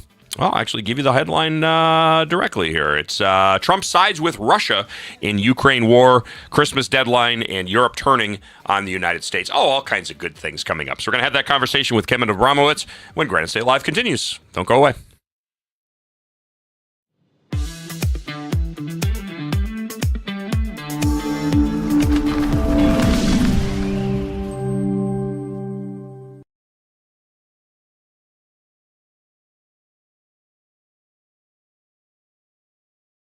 New Hampshire Republican Governor Kelly Ayotte has been making a lot of noise about how she's funding education. The Republican budget she just signed provides more money for education than ever before. She even bragged the other day that New Hampshire is top 10 in the country when it comes to funding our children's education, as if giving money to school systems has anything to do with learning. If you look at the math, and if you got schooled in New Hampshire, the odds are good it's not your best subject. It's the exact opposite. The more money we throw at schools, the less kids learn. We're committed to wasting money on an experiment that failed, unless wasting money to drive parents to homeschool their kids was the goal. We prefer to pick on Democrats, lower hanging fruit and all that, but our rhetorical woodshed doesn't discriminate. If that sounds refreshing, you need to check us out. This is Steve McDonald for Granite Rock, and we'll keep shining the light on them for you. Forged in Chaos, a warrior's origin story. In this raw, anti-heroic tale, Tyler Gray dissects his life, exposing the unseen war within and exploring the question, what happens when the very abilities that made you a superhero in the eyes of the world turn you into a supervillain in your own life? Despite rising PTSD awareness, we're losing more warriors at home than in war. Forged in Chaos rips the mask off the warrior experience, exposing the truth that most never dare to face. Find Forged in Chaos, a warrior's origin story, written by Tyler Gray on Amazon. Would you rather spend time with family and friends in the pool or at the barbecue rather than landscaping your yard?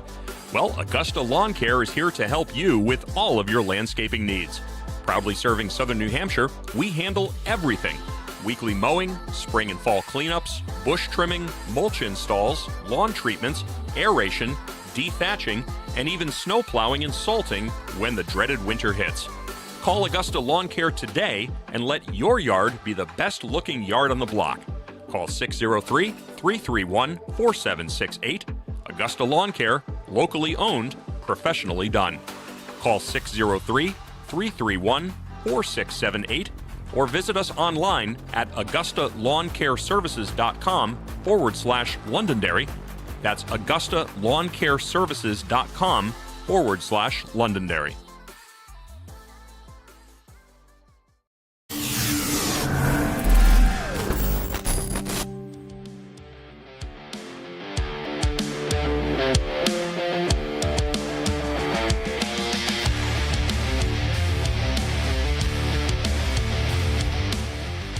Welcome back to Granite State Live on this Tuesday evening, the 9th day of December 2025. Before we get into the next topic here, something that I did want to bring up, and this was interesting. Australia launching the first youth social media ban that it says will be the world's first domino. More than 1 million social media accounts held by users under 16 are set to be deactivated in Australia in a divisive world-first ban that is being closely watched everywhere. And interestingly enough, a new report, you need a report to tell you this. Social media is absolutely nuking children's brains. That's a headline on futurism.com. A study suggesting that it's specifically social media that is affecting children's ability to concentrate. You think? You know, there's a reason why TikTok and now YouTube are doing shorts. You know, those little, I don't even know how to describe them, but they're not the full-size, full-length videos. They're 30 seconds, 45 seconds, 60 seconds. And you know why? Because people have an ever-diminishing attention span. Have you noticed even that commercials are no longer 60? They used to be 60, unless they're advertising drugs. Maybe that's a 60-second spot because you need 45 seconds to actually go through the list of side effects if you take that particular drug. But that notwithstanding, you're talking about segments, advertising that's maybe 5 seconds, 10 seconds, 15 seconds tops. Why? Because people are becoming stupid. People have shrinking attention spans. They cannot hold their attention for longer than 5 or 10 or 15 seconds. You need a study to tell you this? A barrage of AI-generated brain rot haunting children across numerous screens, from personal smartphones to school-issued laptops to televisions. Social media is adding significantly to that cacophony, making it harder than ever for kids to concentrate. Now, new research from the Karolinska Institute in Sweden and Oregon Health and Science Institute has found a significant link between screen time and the diagnosis of attention deficit hyperactivity disorder, suggesting that exposing young brains to social media could have major health implications, mental health implications. Do you need a study to tell you this?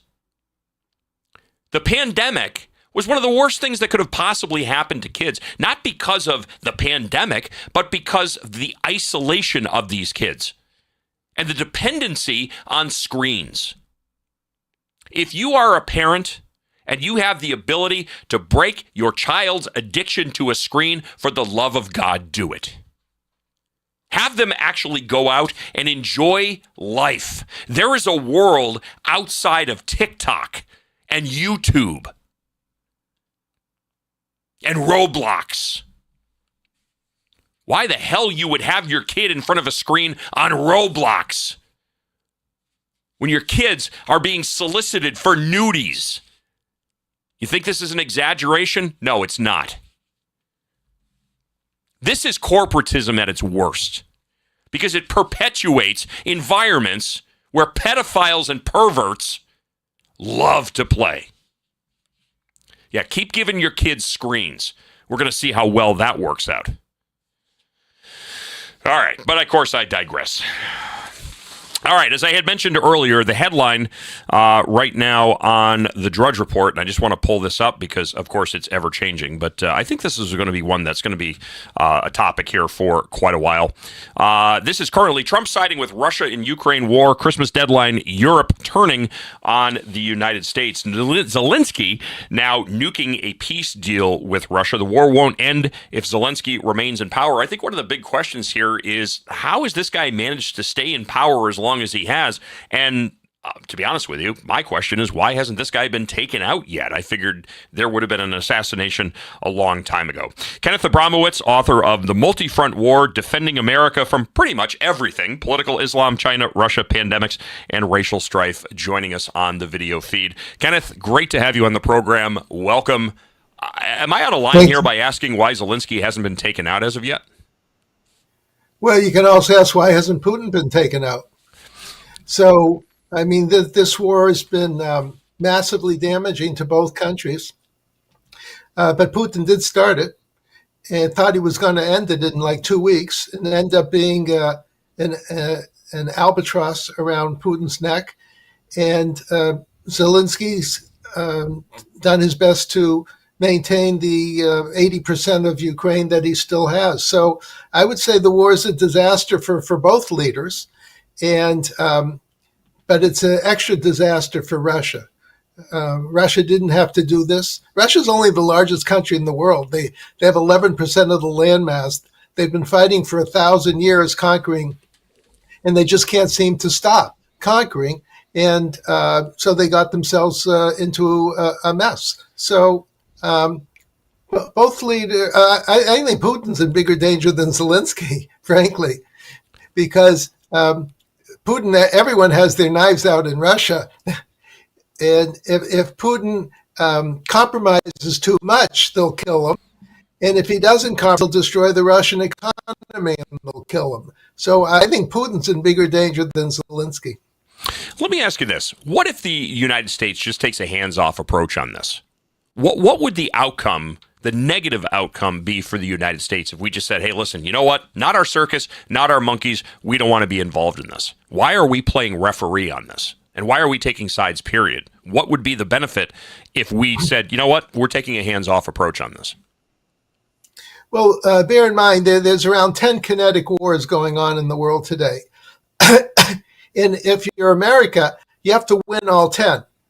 President Trump's publicly said years, we're going to win. We're going to win so much, you're going to get tired of winning. So when you have a war between the Ukraine and Russia, called Ukraine the West and Russia, Russia should be part of the West. They're a Christian country. The two Christian countries shouldn't be fighting each other, but they are. So you have that's war number one. You have Israel versus Iran. That's number two. You have Taiwan versus China. That's number three. U.S. versus Venezuela. That's number four. You have a potential war between Japan and China. That's number five. You have the Muslims killing the Christians in Nigeria. That's number six. So the point I'm getting to is the world's a big fishbowl. We think the world's like huge and it doesn't matter what happens over there. But in a big fishbowl, if you show weakness to one of your enemies, then China will say, oh, great, let's take over Taiwan. Or Iran will say, oh, great, let's Israel again. Or the Muslims in Nigeria will say, oh, good, let's kill another 25,000 Christians. So the way I look at life is everything's interrelated to everything. And America should be strong everywhere, every front, with every enemy, in every form of warfare. I think it puts us in a precarious position because, now with taking sides, if things don't work out, I mean, I understand the delicate nature of diplomacy. Keep your enemies close and keep your friends close, keep your enemies closer. I get that, at least in theory. But I mean, this is such a sticky situation, and again, with everything else that's going on, with I mean, basically, with ostensibly a war going on with China, a trade war going on with China blocking critical minerals and the critical elements that are needed for the military infrastructure, for technology. There's a lot of things here at stake, and you've always got the conspiracy theories here about what the war in the Ukraine is really about. Is it blackmail? Is it money laundering? Is it some type of ongoing criminal enterprise? Always makes a really good conversation for a cigar and a single malt scotch. But again, I keep going back to this. Now this is from Telegraph.co.uk. Donald Trump has told Zelensky he has until Christmas to accept his deal to end the war with Russia, and then the two presidential envoys, Kushner and Witkoff, delivering the warning in a 2-hour-long phone call with Zelensky after their recent talks with Putin. I think a lot of people have looked at this Russia-Ukraine war here as the potential for the incipient stage of World War III. Is that a legitimate concern, or is this just the fear-mongering that comes from international conflict that may not necessarily be understood by a lot of people? Well, according to me, we're in World War III. We've been in World War III for a lot of years. And in the way I calculate, we're fighting on 21 mini-wars simultaneously. If you give me 1 minute, I'll try to explain it in 1 minute. The enemies are the reds, the greens, and the blues. I color code them. Reds are the communists. That's China. Russia's no longer a communist country; it's an authoritarian country. But let's put China, Russia, North Korea are the reds. Also Venezuela, Cuba. The greens are the Islamist countries. That would be Iran and Qatar, trying to impose Islam on the world. And number 3 are the blues, color-coded blue for the UN. That's the United Nations, World Economic Forum, and the drug cartels. And they're fighting us with 7 forms of warfare. Kinetic, obviously, things blow up. Chemical, biological. By the way, you, your audience, me, we're all cultural warriors. We fight with our words, not with bullets or uniforms. Number 4, economics. Number 5, legal. Number 6, demographics. Number 7, cyber. So if you have 3 groups of bad guys and you multiply by 7 forms of warfare, there's 21 mini wars. So I would argue that our goal should be to win 21 mini wars. Now, if you say, well, that's a lot of wars to fight, and that's a lot of money, and we have a $2 trillion deficit, and something has to give, and you say, well, let's lose war number 14. My response is, if you lose war number 14, all the enemies will be emboldened to attack you in other places and other forms of warfare. So that's why I want to win 21 mini wars simultaneously without spending a gazillion dollars in driving the budget deficit up. Because I think if you stay strong, then the bad guys won't challenge you. Whereas if you demonstrate weakness in one of the 21 fronts, then the bad guys will challenge you. It'll actually cost you more money. Think of it as like you're pretend you're on a bad street and there's a bunch of bad guys. Let's say 21 bad guys. You're not going to kill or stop or 21 bad guys. But if you beat up one of them, the other 20 will say, "Get out of here! This guy's a lunatic. Let me out of here." So I think we should stay strong everywhere. So I'm not a big fan of trusting Putin very much on a deal. But I respect President, and also I haven't seen all the aspects of the deal, and so I know President Trump wants to get this behind him. He wants Russia to be part of West again, and whether they're a Christian country, they should be part of the West again. So I see what he's trying to do, and so be it. I just think it's when you talk about all of those different fronts, it's impossible to be all places at all times, and so when you look at the existential threats, certainly China, it's amazing. We really haven't heard much out of North Korea recently. Don't know what's going on over there, what they're planning, what they're plotting. I'm sure that, there's some drama that will show up at some point in time. But when you look at the number of incursion points for potential issues here, one of the things that I've always said is, we as Americans have had it, by and large, we've had it very easy because we've never had foreign tanks rolling down the middle of Main Street, USA, all Red Dawn. But all that needs to happen is for our attention to be focused on some other region in the world, and it weakens our ability to defend ourselves domestically, and that makes us ripe for a potential invasion because somebody out there is stupid enough to try that at some point in time. Just because it hasn't happened yet doesn't mean that we can rest on our laurels and think that it wouldn't happen again or that it wouldn't happen, period. Well, let me mention 2 things. First, if I were the president, by the way, I got no votes. President Trump got 77 million votes, so I'm just speaking as an individual. I would have pulled a Ronald Reagan. I would have bluffed. I would have said, look, we don't like the following aspects of the Russian proposal. We're going to finance Ukraine till the cows come home with Europe. We're going to spend a gazillion dollars on it. Putin would fold in 2 weeks. Because the prospects of fighting a nonstop and have long-range missiles blowing up Moscow would have been too much, and we could have gotten away with a bluff, just like Reagan's used Star Wars. If you remember the missile defense that was called Star Wars at the time, and Russia said, "We're going to lose this. Let's cave." So I would have done that. But we let me played that answer game. this. We played that game already. We played the proxy war in Afghanistan, where we were funding the Afghan rebels against the Soviet army. We've done that before. How well did that work for us? Do we want to get into that again?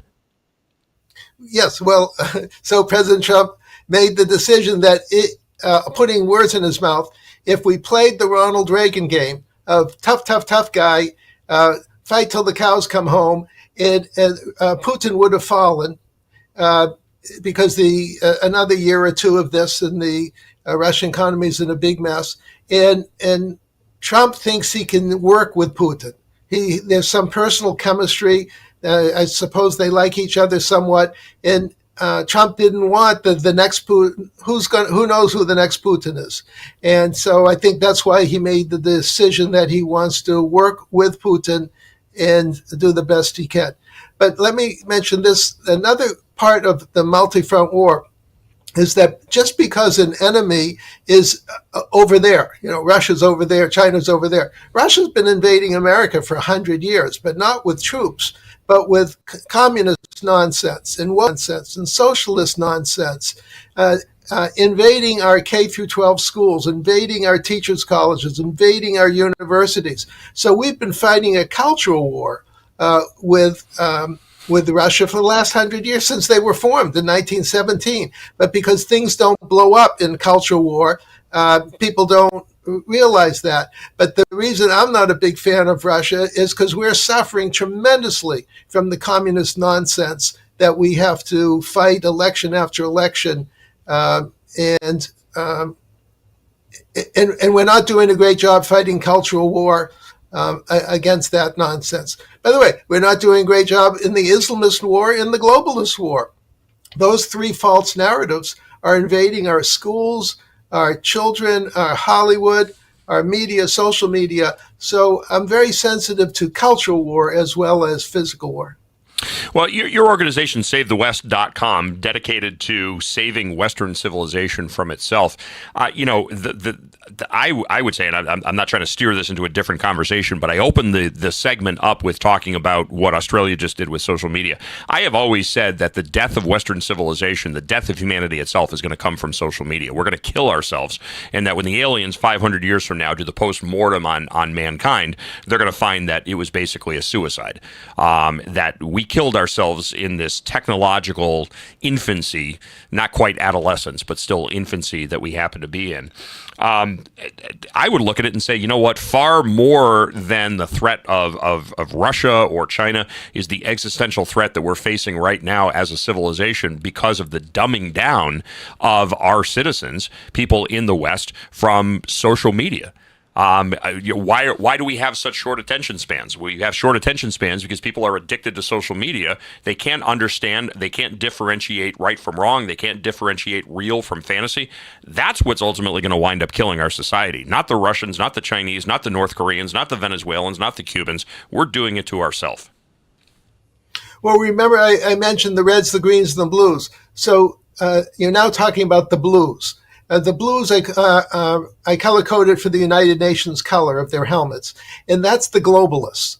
So they have no allegiance to America per se. They can be an American company, but they try to maximize their profits worldwide. And by the way, I love corporations. I come from the corporate world. So corporations are money machines, and they try to make money. But the media is corrupt. The social media is partially corrupt. Elon Musk has saved Twitter, and without him, we would have social media would be still 100% corrupt. Also, you have the Chinese with TikTok. It has an algorithm that's making us lose faith in our society, in our civilization. So, yes, this is all part of the cultural war where we fight with words. But behind the cultural war are the bad guys. In other words, China's fingerprints are all over the place. Russia's fingerprints all over the place. Qatar's fingerprints all over the place. And so we might look at it as compartmentalized in media, social media, or Hollywood. But the bad guys are basically bribing and blustering and threatening many Americans in converting them into reds, greens, and blues, and taking away some of their patriotism. So it's not just something that happened by itself. The bad guys' fingerprints are behind it. At what point, though, as a nation, as a society, do we unify and recognize, it's not a Democrat versus Republican problem. It's the rest of the world against the United States. We need to obviously clean up our own mess here before we can start worrying about fighting wars, overseas or on other continents. But I think one of the big questions here is we are not quite a quarter of the way through Trump's presidency. Had this been, first of all, how do you see this ending over the next 3 or 4 years at the end of President Trump's second term?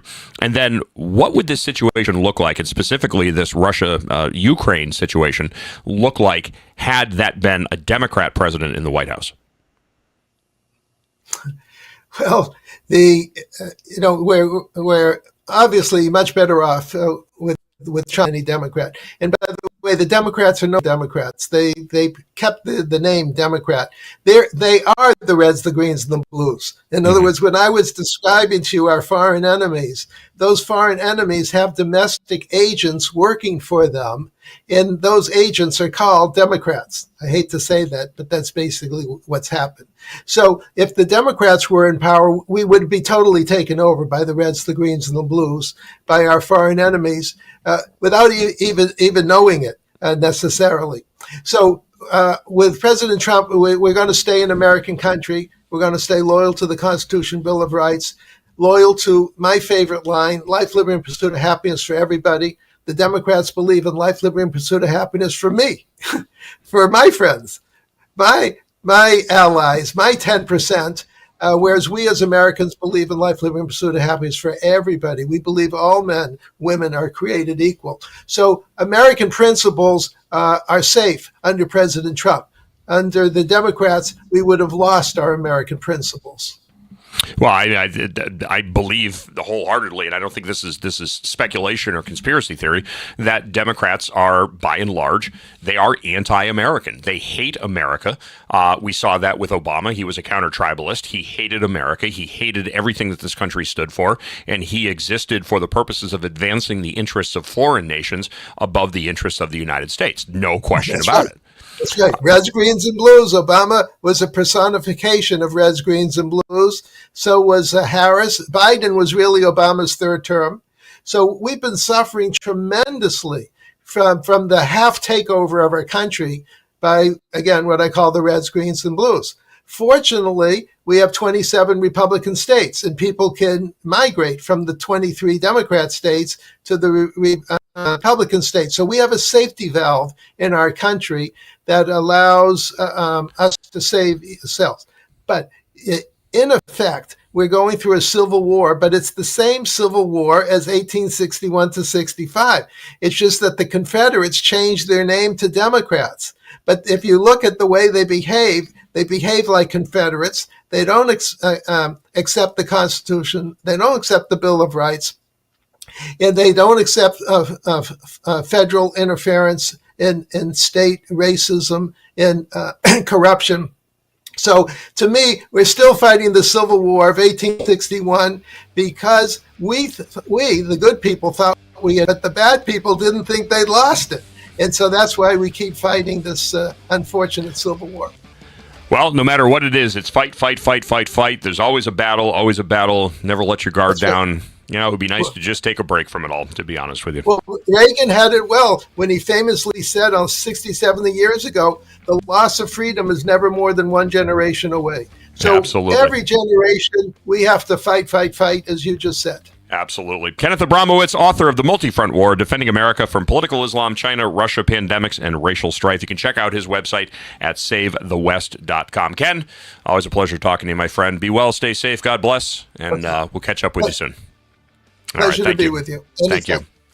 And that is going to do it for this Tuesday night edition of Granite State Live. We will be back next week at 7 p.m. to do it all over again. Don't forget, you can always check out the archives at rightamericamedia.com, ramtv.live, and of course, our good friends over at Granite Grok. Granite Grok, GROK.com. That's granitegrok.com. Your emails, thoughts, comments, suggestions, granitestatelive@gmail.com. That's granitestatelive@gmail.com. Until next week, folks, stay safe, be well. Remember, civility works. Be nice to one another. God bless.